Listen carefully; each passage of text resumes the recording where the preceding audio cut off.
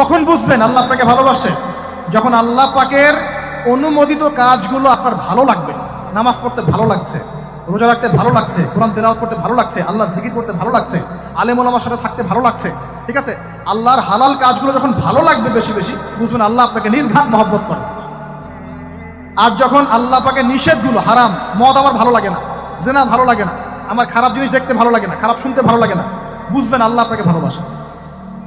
আর যখন দেখবেন খারাপের পিছনে আপনার ঝোঁক বেশি, দুর্নীতি করতে ভালো লাগে, সুদ খাইতে ভালো লাগে, ঘুষ খাইতে ভালো লাগে, কাউকে ঠকাইলে মনে হয় আমি স্মার্ট হয়ে গেলাম, হ্যাঁ, মানুষের টাকা আত্মসাৎ করতে ভালো লাগে, নামাজ না পড়ে ঘুম দিতে ভালো লাগে, ঠিক আছে, রমজান মাসে বিড়ি টানতে ভালো লাগে, ঠিক আছে, মেয়ের সাথে যে টাঙ্কি মারতে ভালো লাগে, তখন বুঝবেন আল্লাহ আপনাকে এখনো ভালোবাসেন, বা আপনি আল্লাহর ভালোবাসা পাওয়ার যোগ্যতা হারিয়ে ফেলেছেন।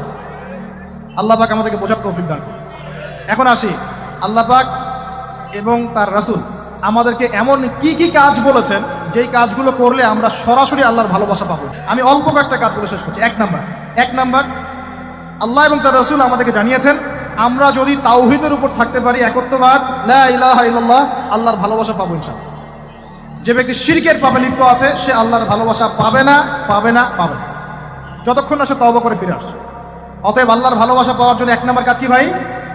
আল্লাহর তাওহীদের কালিমা লা ইলাহা ইল্লাল্লাহর উপর থাকা, শিরক বাদ দেওয়া। শিরক সম্পর্কে জানার জন্য একটা বই পড়েন, কিতাবুত তাওহীদ। কি নাম বললাম? কিতাবুত তাওহীদ। একটাই পড়েন, দেখবেন ইনশাআল্লাহ শিরক কাকে বলে, কত প্রকার, কি কোন কাজ করলে শিরক হয়, সব জানতে পারবেন ইনশাআল্লাহ।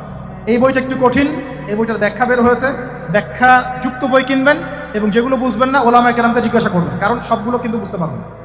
এক নম্বর। দুই, নবী সাল্লাল্লাহু আলাইহি ওয়াসাল্লামের অনুসরণ করলে আল্লাহ আমাদেরকে ভালোবাসবেন। দলিল, আল্লাহ পাক সূরা আলে ইমরানের মধ্যে বলছেন 31 নম্বর আয়াতে আল্লাহ বলছেন, কুল, হে নবী আপনি বলে দিন, ইন কুনতুম তুহিব্বুনাল্লাহ, তোমরা যদি, হে আদম সন্তান, হে উম্মতে মুহাম্মাদি, তোমরা যদি আল্লাহর ভালোবাসা পেতে চাও, ফাত্তাবিউনি, তোমরা আমাকে অনুসরণ করো। কাকে? আমাকে বলতে কাকে? রাসূলুল্লাহ সাল্লাল্লাহু আলাইহি ওয়াসাল্লামকে।